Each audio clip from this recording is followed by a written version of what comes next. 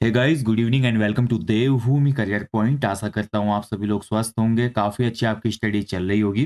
तो देखिए, कल आपका रिजल्ट पब्लिश किया उत्तराखंड लोक सेवा आयोग ने, जो कि एग्जीक्यूटिव ऑफिसर और रेवेन्यू टैक्स इंस्पेक्टर का। सभी को शुभकामनाएं, जो भी उसमें सेलेक्ट हुए। डीवी के लिए आप लोग जरूर जाना, क्योंकि इसकी फाइनल कट ऑफ ज़्यादा आपकी बढ़ेगी नहीं। बहुत कम पोस्ट है और 2 ही गुना अभ्यर्थी लिए हैं। तो ऐसा मत सोचिएगा कि बहुत ज़्यादा इसकी कट ऑफ फाइनल में बढ़ेगी। ओके, तो जिनका भी आया है डीबी में, अगर आप जा सकते हैं, अफोर्ड कर सकते हैं लोक सेवा आयोग हरिद्वार जाना, तो ज़रूर जाइएगा। बाकी देखिए, 1-2 दिन पहले मैंने आपको एनटीए उत्तराखंड हाईकोर्ट क्लैरिकल और आशुलिपिक पेपर का सॉल्यूशन दिया था। तो इसके बाद काफ़ी लोगों का मैसेज आया, इसकी एक्सपेक्टेड कट ऑफ क्या रहेगी टाइपिंग के लिए, एंड कुछ क्वेश्चनों का करेक्शन भी था, इसलिए मैं ये वीडियो लेकर आया हूँ दोस्तों। इसमें जो पहला क्वेश्चन था जिसका करेक्शन था, वो है 16 क्वेश्चन। ठीक है, जिसमें क्वेश्चन में पूछा गया है कि निम्न में से दर्शन शास्त्र के किस स्कूल को मूल रूप से लोकायुक्त और बृहस्पत्य के नाम से जाना जाता है। Which of the following schools of philosophy was originally known as Lokayukt and Brihaspatya? And the right answer of this question is option B, Charvaka दर्शन इसका आंसर होना चाहिए दोस्तों। ठीक है, मैंने पिछली वीडियो में भी ये बोला था कि मेरा संभावित उत्तर वैशेषिक दर्शन है। मैंने कंफर्म नहीं किया था, जिन क्वेश्चनों में मुझे डाउट था मैंने वहां पे अपना संभावित उत्तर बताया। ठीक है, तो इसका जो राइट आंसर होना चाहिए, बहुत सी जगह पर मैंने इसको सर्च किया, चारवाक दर्शन इसका हर जगह मुझे मिला है, तो ऑप्शन बी इसका राइट आंसर होना चाहिए। दूसरा 17 क्वेश्चन में भी काफ़ी लोगों को डाउट था। इसमें देखिए, भारत की जो होती है संसद होती है, यहाँ पे राज्यसभा, लोकसभा दिया है। इराक की मजलिस है, ईरान की भी मजलिस है, तो अब इस क्वेश्चन को आंसर की में देखना पड़ेगा। वैसे मैंने बहुत डिटेल में जब आराम से बैठकर एनालिसिस किया इस पेपर को, तो बहुत से ऐसे क्वेश्चन हैं जो गलत हैं। जो क्वेश्चन ही गलत है, उसके आंसर तो छोड़ दीजिए, क्वेश्चन ही गलत है। ठीक है? जैसे गौतम बुद्ध को निर्वाण प्राप्ति कहाँ पे हुई? अब निर्वाण का कॉन्टेक्स्ट इसमें क्या दिया गया? देखिए, महापरिनिर्वाण तो मोक्ष प्राप्ति होती है। निर्वाण का मतलब कभी-कभी होता है ना, आत्मनिर्वाण प्राप्त होना, यानी कि ज्ञान की प्राप्ति होना। ज्ञान प्राप्ति में निर्वाण पूछा गया है तो बोध गया है। अगर महापरिनिर्वाण के कॉन्टेक्स्ट में क्वेश्चन है तो कुशीनगर इसका आंसर होगा। ठीक है? तो इसको आप देख लीजिएगा। और बाकी देखिए, लगभग-लगभग क्वेश्चन जो थे दोस्तों, जीएनपी वाला क्वेश्चन मुझसे गलत हुआ, हालाँकि इसके लिए मैं माफ़ी चाहता हूँ। जो सकल राष्ट्रीय उत्पाद होता है दोस्तों, ग्रॉस नेशनल प्रोडक्ट, इसका मतलब होता है देश में उत्पादित वस्तुओं और सेवाओं का कुल मूल्य और विदेशों से शुद्ध कारक आय। ठीक है? तो ये आपका होना चाहिए भैया, आपका ऑप्शन ए इसका राइट आंसर होना चाहिए। यानी कि इसका होना चाहिए था the gross national product, GNP means the total value of goods and services produced in the country and the net factor income from abroad. जो मूल्य ह्रास वाला मैंने आपको बता दिया था, ये एक्चुअली में होता है एनएनपी का। एनएनपी का अर्थ है, ठीक है? एनएनपी। तो इसमें मूल्य ह्रास घटाया जाता है लास्ट में। बट इसका जो 22वें का राइट आंसर था, ऑप्शन ए होना चाहिए। इसमें गलती हुई तो इसको आप सही कर लीजिएगा। ठीक है? तो ये क्वेश्चन गलत हुआ था, बाकी लगभग क्वेश्चन सही थे। और ये एक तो मैंने आपको बताया था कि जैसे ये क्वेश्चन है, अब ये डिलीट होने की पूरी संभावना है क्वेश्चन, क्योंकि वर्तमान में भारत का सबसे लंबा नेशनल हाईवे NH-44 है। अब पुराने क्वेश्चन के संदर्भ में NH-7 दिया, बट बच्चे ने तो नया डेटा पढ़ा होगा ना, तो ये क्वेश्चन डिलीट होना चाहिए।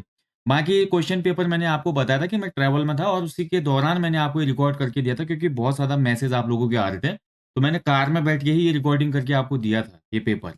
ठीक है? बहुत जल्दी में दिया था, इसलिए मैंने बोला था कि गलतियाँ होंगी तो माफ़ कीजिएगा आप लोग। और लगभग-लगभग और क्वेश्चन में ऐसा कोई गलती मुझे लगा नहीं हुई है। बट फिर भी और कोई क्वेश्चन होगा तो आप बताना, इस वीडियो के कमेंट बॉक्स में मैं पिन कर दूँगा, ठीक है? तो ये है भैया क्वेश्चन। और उत्तराखंड के संदर्भ में तो भैया सभी क्वेश्चन सही थे। कुछ लोगों का एक डाउट था 300 वर्ष वाले क्वेश्चन में, अभी उसको देख लेते हैं। ठीक है, एक बार मैं फिर से देख रहा हूँ, अगर कोई क्वेश्चन ऐसा रहा हो जिसको करेक्शन की आवश्यकता है। ठीक है, लगभग-लगभग बाकी मैंने आपको कोशिश की थी, क्योंकि ये कुछ क्वेश्चन ऐसे थे, पढ़े हुए क्वेश्चन थे बहुत से इसमें। ठीक है? और कुछ जो हमारे ऑफिस जो लीगल क्वेश्चन बने हुए थे, वो थोड़ा बहुत लॉ के जानकारी में मैं हूँ, तो मैंने आपको बताने की कोशिश की है उसमें। फतेहपुर सीकरी वाला का भी बहुत लोगों का क्वेश्चन आया था, हालाँकि ये बालू पत्थर से बना है ना, बालू पत्थर से तो ये बना है, बट बालू कौन से बालू पत्थर से? लाल बालू पत्थर से बना है ये। ठीक है? तो रेड स्टोन ही इसका राइट आंसर होगा। लाल बालू पत्थर है, रेड सैंड स्टोन होना चाहिए था वैसे। ठीक है? लेकिन यहाँ पे सैंड स्टोन दिया है केवल, तो रेड सैंड स्टोन से बना है, ये सही होगा, इसमें कोई दिक्कत नहीं है। और एक क्वेश्चन, हाँ, कोई क्वेश्चन था एक और जिसमें डाउट था, वेट कीजिएगा, उत्तराखंड के कॉन्टेक्स्ट में क्वेश्चन था। ठीक है? उत्तराखंड के संदर्भ में क्वेश्चन था। तो ये भैया उत्तराखंड का देखिए, आपका क्वेश्चन उत्तराखंड के आ चुके हैं। और उत्तराखंड में देखिए आपका जो पहला क्वेश्चन था, गोविंद राष्ट्रीय उद्यान, ठीक है। सतोपंथ वाला भी बिल्कुल सही क्वेश्चन है। पर्वतों वाला क्वेश्चन ये गलत है भाई, पूरा क्वेश्चन ही डिलीट होगा, इसमें कोई भी क्वेश्चन देखिए, एक पर्वत वासुकी पर्वत की सही है, दिखा रहा है हाइट, बाकी नहीं लग रहा मुझे कि इसमें सही दिया है। आप लोग भी कमेंट कीजिएगा इसमें क्या है, थोड़ा आप लोग भी देखिएगा। और ये डॉपलर रडार वाला भी मौसम विभाग ने कहाँ पे, हाल में तो लैंसडाउन में स्थापित हुआ, इसमें कोई ऑप्शन में नहीं है, ये भी क्वेश्चन डिलीट होगा। पौड़ी गढ़वाल भी नहीं है इवन इसमें, ठीक है। बाकी अगर हाँ, इसमें इस कंटेक्स्ट में हो सकता है कि अगर वहाँ पे सूर्यकंडा वाला है वो भी टिहरी में आता है, ठीक है, और चक्राता नहीं है आपका, हाँ इसमें कोई है ही नहीं। और इसके अलावा देखिए क्वेश्चन था आपका कि इसमें से हाँ, ये तराई क्षेत्र वाले क्वेश्चन में भी काफी लोगों को डाउट था। तराई क्षेत्र की मिट्टी नाइट्रोजन और कार्बनिक पदार्थों में समृद्ध है, लेकिन फास्फेट की कमी है। आर्द्र जलवायु, दलदली भूमि और उपजाऊ मिट्टी तराई क्षेत्र की मुख्य विशेषताएं हैं। तराई क्षेत्र की भाई आर्द्र जलवायु होती है, वहां पे दलदली भूमि भी बहुत देखने को मिलती है, और उपजाऊ मिट्टी तो वहां पे होती है। दलदली भूमि का मतलब क्या है, आपका जलोढ़ मिट्टी से संबंधित भूमि, और उपजाऊ मिट्टी तराई में सबसे ज्यादा होती है, खेती का प्रोडक्शन सबसे ज्यादा है तराई में, ठीक है। नाइट्रोजन और कार्बनिक पदार्थ भी वहाँ पे काफ़ी हैं, फ़ॉस्फ़ेट की कमी होती है, इसलिए तो हम यूरिया जो होता है नाइट्रोजन की पूरी पूर्ति करते हैं, और अन्य डीएपी वगैरह की जो खाद होती है क्यों डालते हैं वहाँ पे किसान? इसी वजह से किसान इसका प्रयोग करते हैं, ठीक है? ये क्वेश्चन भी बिल्कुल सही था, इसमें इसमें कोई डाउट नहीं है। और क्वेश्चन थे, बस यही क्वेश्चन थे जिनमें लोगों के कमेंट मैं देख रहा था संबंधित वीडियो में, ठीक है? एक क्वेश्चन था जो मुझे मिला नहीं, कौन सी शक्ति थी वाला जो उत्तराखंड में रही, ये गढ़वाल का लगभग 300 वर्षों तक एक समेकित राज्य बना जिसकी राजधानी इस शहर में थी।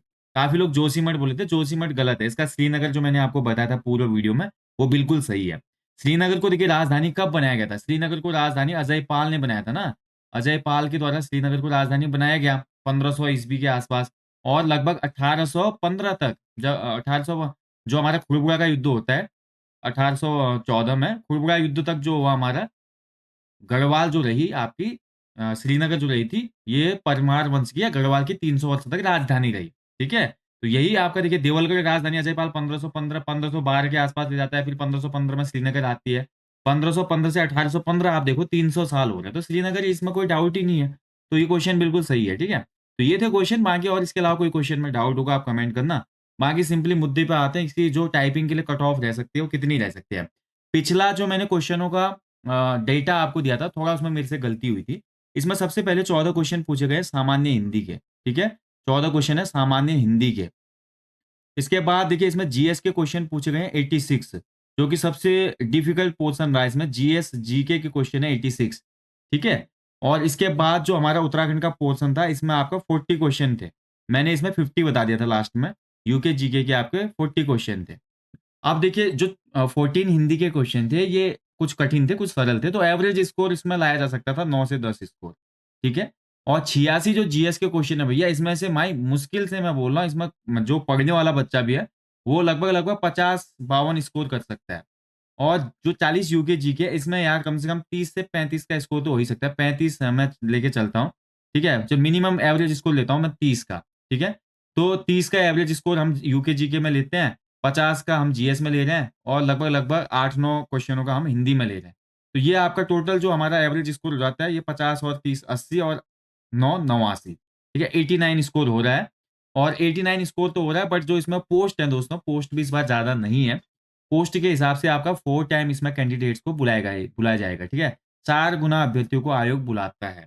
और जो एवरेज स्कोर निकल के आ रहा है, एवरेज स्कोर 89 के आसपास निकल के आ रहा है। हालांकि इसको जब एनटीए ने नोटिफिकेशन दिया था एग्जाम का, तो उसमें बताया गया था कि केवल 12,000 कुछ लोगों ने फॉर्म भरा है, और मुझे लगता नहीं कि 10,000 से ज्यादा लोगों ने वहाँ पेपर दिया होगा, केवल पढ़ने वाले बच्चों ने ही दिया होगा। रीजन ये था, इस पेपर की जो फीस थी 1,000 रुपये जनरल की फीस थी, इसकी वजह से, ठीक है। बट फिर भी मैं बोलूंगा दोस्तों, जिन भी लोगों के देखिए जनरल कैटेगरी की मैं बात करता हूँ, जनरल कैटेगरी में, सामान्य कैटेगरी में जिनके भी नंबर बॉयज में लगभग लगभग जो मार्क मैंने यहाँ पे बताया 89 प्लस, या लगभग लगभग 85 प्लस जो लोग हैं जनरल वाले, वो टाइपिंग की प्रैक्टिस जरूर करें। टाइपिंग का कॉल आपका आएगा ही आएगा। पेपर इतना आसान नहीं था जितना लग रहा था। केवल उत्तराखंड जीके इसमें आसान थी, हिंदी और जीएस जो था भाई, ये बहुत डिफिकल्ट था। हिंदी जीएस में आपका मुश्किल से जो 100 क्वेश्चन थे, 100 में से 50-55 नंबर बहुत एक अच्छा डिसेंट स्कोर माना जा सकता है इस पेपर में। तो 80 और जो 55 और 30 है, 85 का एवरेज स्कोर बन रहा है। बट फिर भी मुझे नहीं लगता कि 85 तो कट ऑफ रहेगी। जो इसकी टाइपिंग की कट ऑफ रहेगी 1-2 नंबर ज्यादा ही रहेगी जनरल बॉयज की, ठीक है। ऐसे विमन जो है हमारी जनरल विमन, वो 1-2 नंबर कम कर लेना। ओबीसी की मैं बात करता हूँ तो भाई ओबीसी की जो कट ऑफ रहेगी वो लगभग लगभग इसी के आसपास रहेगी। लगभग ओबीसी में भी जो हमारे 85 86 वाले हैं, प्लस वाले 86 बॉयज, वो सेफ हैं। ऐसे गर्ल्स एक दो नंबर कम कर लेना, ठीक है। एससी की बात करता हूँ तो एससी भाई जो 80 प्लस या 82 प्लस वाले बॉयज हैं, आप लोग सेफ हो। और एससी जो वीमन है भाई, आपका अगर 79 के प्लस स्कोर हो रहा है तो टाइपिंग का कॉल आना है आपका। ऐसा ही सेम आपका जो कट ऑफ रहेगा एसटी में भी रहेगा। उसके बाद बात करते हैं एक्स आर्मी वाले, अगर कोई हैं तो एक्स आर्मी वाले 80 प्लस में सेफ है भाई, आपका टाइपिंग का कॉल जरूर आएगा। इसके अलावा देखिए डीएफएफ वाले जो है, डीएफएफ का क्या कहा नहीं जा सकता कि कितने लोग डीएफएफ वाले अपीयर हुए थे एग्जाम में, उसी के हिसाब से कट ऑफ रहती है पोस्ट के हिसाब से। तो 80 प्लस डीएफएफ का भी मैं मान लेता हूँ। और इसके बाद एक कैटेगरी है पीएच कैटेगरी। पीएच कैटेगरी में भी ऐसा होता है दोस्तों, इसकी जो मेरिट है ना, कट ऑफ प्रिडिक्ट करना बहुत मुश्किल होता है। और जहां तक मेरा अनुमान है, जो पीएच कैटेगरी है 75 प्लस वाले सेफ है, ठीक है। तो अभी ये टाइपिंग का मैं कट ऑफ बता रहा हूँ। टाइपिंग की कट ऑफ या टाइपिंग का जब रिजल्ट आएगा, कितने लोग सेलेक्ट होते हैं उसमें, उससे भी नंबरों का अनुमान हमें लग जाएगा। और जो फाइनल में देखिए, जो लोग देखिए, अब मैं बोल सकता हूँ यहाँ पे कि कुछ लोगों का ये भी सवाल आएगा, एससी एसटी ओबीसी हो गया, ईडब्ल्यूएस भी आप ओबीसी के साथ ही लेकर चलो। ईडब्ल्यूएस भी हो गया इसमें। तो जनरल हो गया, ओबीसी हो गया, ईडब्ल्यूएस हो गया, एससी हो गया, एसटी हो गया, डीएफएफ हो गया, एक्स आर्मी हो गया, पीएच कैंडिडेट हो गए। और ऑर्फन तो ये है भैया, आपका लक बाई चांस है। ऑर्फन की कट ऑफ इसमें 60 नंबर भी हो सकती है, 90 भी हो सकती है। ऑर्फन बच्चे की कट ऑफ बताना मुश्किल है, अगर इसमें पोस्ट थी तो, मुझे इसमें पता नहीं कि पोस्ट है नहीं है। तो ये मेरी कट ऑफ है। लगभग लगभग 85 से ऊपर वाले जो है जनरल ओबीसी ईडब्ल्यूएस में, वो लोग जरूर प्रैक्टिस करें टाइपिंग की। बट फाइनल का मैं बता दूं, फाइनल का अभी मैं कहना नहीं चाहूंगा, कुछ भी हो सकता है एग्जाम में। बट इतनी श्योरिटी मैं देता हूं, जो ये पेपर हुआ था, इस पेपर को देखते हुए फाइनल का जो सिलेक्शन रहेगा ना, बस इससे 7-8 नंबर ऊपर रहेगा। 4 गुने अभ्यर्थी बुला रहे हैं ना, तो लगभग लगभग 7-8 नंबर का यहाँ पे वेरिएशन रहेगा। अगर देखिए किसी के इस एग्जाम में कोई जनरल वाला बॉय 100 प्लस है ना, इसमें 100 प्लस जनरल बॉय, अगर वो टाइपिंग क्वालिफाई कर लेता है, ठीक है, टाइपिंग उसकी क्वालिफाई होनी चाहिए भाई, पहली बात सुन लो। अगर 100 प्लस वाला जनरल बॉयज है और उसकी टाइपिंग क्वालिफाई होती है, तो उसका 100% सिलेक्शन है इसमें। मान के चलो पेपर में सिलेक्शन है 15 छक 90, 15 छक 90, लगभग 66 से 70% के बीच में मेरिट रहने वाली है फाइनल। क्योंकि पेपर का लेवल ही वो था। जीएस का जो पोर्शन था बहुत डिफिकल्ट पोर्शन था भैया। जो पीसीएस के एग्जाम होते हैं, प्री एग्जाम होते हैं, या जो कोई ऐसे कठिन एग्जाम होता है, उसके लेवल की जीएस यहाँ पे सेट की थी एनटीए ने, ठीक है। तो इस हिसाब से जो पिछली कट ऑफ रही थी, पिछली बार भी आई थिंक 104-5 में सिलेक्शन हुआ था, बट उस समय उत्तराखंड के हालात कुछ और थे। आपको पता है उसके बाद ही जब वीडियो बनती हुई थी, फिर जाके स्कैम का खुलासा हुआ था, जो उत्तराखंड में स्कैम चल रहा था काफी लंबे समय से। और उससे पहले हाईकोर्ट भर्ती 2019 में ही हो चुकी थी, समझ रहे हो। उसमें भी बहुत टॉपर थे जो कि क्लोज थे 140 नंबर के। बाकी क्या कम कहना ज्यादा समझना। तो इस बार जो 100 प्लस जनरल बॉयज हैं वो सेफ हैं। ऐसे 95 प्लस जो जनरल वीमन है वो सेफ रहेंगी टाइपिंग के बाद, उनका सिलेक्शन होना ही होना है, मान के चलो। और यही सेम क्राइटेरिया मैं दूंगा यहाँ पे ओबीसी को भी, सेम यही क्राइटेरिया ओबीसी के लिए भी है। ईडब्ल्यूएस का 1-2 नंबर घटा लो, और अदर कैटेगरीज भी भैया आपका 4-5 नंबर, जो मैंने अभी टाइपिंग की कट ऑफ बताई, उसी में जितने नंबर घटा के बताई, उतना आप लोग भी अपना अनुमान लगा लो, ठीक है। तो ये रहेगी इसकी एक्सपेक्टेड कट ऑफ भैया। इसमें जीएस का जो खंड था बहुत बेहतरीन खंड था। और मुश्किल से मैं बोल रहा हूँ फिर से, 86 जीएस में से लगभग लगभग जो एवरेज स्कोर रहेगा वो 50 का रहेगा, वो भी बहुत कम लोग होगा, ठीक है। इससे भी आधा भी रह सकता है, क्योंकि जीएस काफी अच्छे खासा यहाँ पे लेवल का बनाया हुआ था। अगर मैं 86 का बाई 2 भी करता हूँ हाफ, तो ये लगभग लगभग हो जाता है आपका कितना होता है ये, तो ये आपका हो जाता है 43, ठीक है। तो 43 देखिए एवरेज निकलता है। और कोई आदमी 10 नंबर हिंदी में भी ला रहे तो 53 होता है। और 53 में अगर देखिए उत्तराखंड में 35 भी नंबर लाए जाते हैं तो 88 यहाँ पे एवरेज स्कोर हो रहा है, ठीक है। ये लगभग लगभग एवरेज स्कोर है। बट जीएस ने थोड़ा अच्छा जिसने किया है, तो वो 10-12 नंबर एक्स्ट्रा लाके 100 पार हो गए। और 100 पार का मतलब इस एग्जाम में ये है कि आपका 7% सिलेक्शन होना है।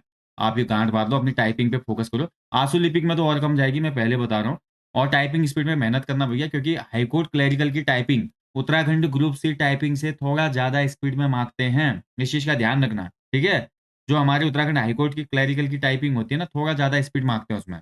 अमूमन हमारे यहाँ पे जो होता है, उत्तराखंड के जो ग्रुप सी के फॉर्म आते हैं क्लैरिकल वाले, उसमें हिंदी में आई थिंक जो स्पीड जाती है 12-13 शब्द आई थिंक जाती है। इसमें थोड़ा ज्यादा 2-4 शब्द या 7-8 शब्द बढ़ जाएगी आपकी स्पीड। तो उसी हिसाब से प्रिपरेशन करें, एक बार नोटिफिकेशन को पढ़ लें आप लोग, टाइपिंग स्पीड इसमें क्या मांगी है, ठीक है। बाकी और कोई डाउट हो, कोई क्वेरी हो इस भर्ती से रिलेटेड, तो आप लोग कमेंट बॉक्स में कमेंट कर सकते हैं। मैं आपको जल्दी मिलता हूँ नेक्स्ट वीडियो में। और जिन लोगों का एग्जाम है भाई अभी, आबकारी सिपाही, परिवहन सिपाही और आबकारी उप निरीक्षक का, उनके लिए टेस्ट सीरीज चल रही है। और ये टेस्ट सीरीज फुल लेंथ है, इसमें 90 मॉक टेस्ट हैं, 30 हिंदी के, 30 जीएस के, 30 उत्तराखंड जीके के, और बाकी 15 फुल लेंथ प्रैक्टिस सेट इसमें चल रहे हैं। अभी इसमें लगभग 14 टेस्ट हो चुके हैं, लास्ट टेस्ट बचा है। तो अभी तक भी नहीं लिया तो आप लोग अभी भी लेकर सारे टेस्ट अटेम्प्ट कर सकते हो। इसका एग्ज़ाम कब होगा डज़न्ट मैटर, बट आप इस एग्ज़ाम के लिए कितने प्रिपेयर हैं वो मायने रखता है। तो पहले से ही आपको प्रिपेयर होना पड़ता है किसी भी एग्ज़ाम के लिए, तब फाइनल सिलेक्शन लिस्ट में नाम आता है। बाकी कल ईओ का भी रिज़ल्ट आ गया भैया, ईओ रिज़ल्ट वालों को भी हार्दिक शुभकामनाएँ जिनका सिलेक्शन हुआ है। और डीवी करवाने सभी लोग जाएँ, जो भी अफ़ोर्ड कर सकता है लोक सेवा आयोग हरिद्वार जाना, जाइएगा ज़रूर, एक्सपीरियंस भी होता है और ज़्यादा कट ऑफ भी नहीं बढ़ी। ख़ासकर मैं बोलूँ जनरल और ईडब्ल्यूएस, ओबीसी की जो कट ऑफ है, वो अभी जो कट ऑफ आई है 2 गुने में उससे ज़्यादा नहीं बढ़ी, थोड़ा 19-20 का अंतर रहने वाला है। बाकी थोड़ा कैटेगरीज़ में क्योंकि वैकेंसी शॉर्ट रहती है तो उसमें थोड़ा कट ऑफ बढ़ सकती है, क्योंकि कुछ टॉपर भी कैटेगरीज़ में होते हैं, ठीक है? बट जनरल, ईडब्ल्यूएस, ओबीसी ज़रूर जाइएगा डॉक्यूमेंट वेरिफिकेशन में। बाकी और कोई डाउट, क्वेरी हो, कोई भी आपका सवाल होता है, पूछिएगा ज़रूर आपके अपने चैनल पे। और कुछ लोग बोलते हैं टेस्ट सीरीज़ का लिंक चाहिए हमें, तो इस वीडियो के डिस्क्रिप्शन बॉक्स में ये लिंक है आबकारी सिपाही वाली टेस्ट सीरीज़ का। ऐसे ही उत्तराखंड पुलिस एसआई के लिए भी हिंदी के 15 फुल लेंथ प्रैक्टिस सेट मैंने अपलोड कर दिए हैं, वो एप्लीकेशन स्टोर से आप लोग एनरोल कर सकते हैं। बाकी जल्दी मिलते हैं दोस्तों। आप सभी लोगों को होली पर्व की हार्दिक शुभकामनाएँ। Thank you for watching. जय हिंद, जय देवभूमि।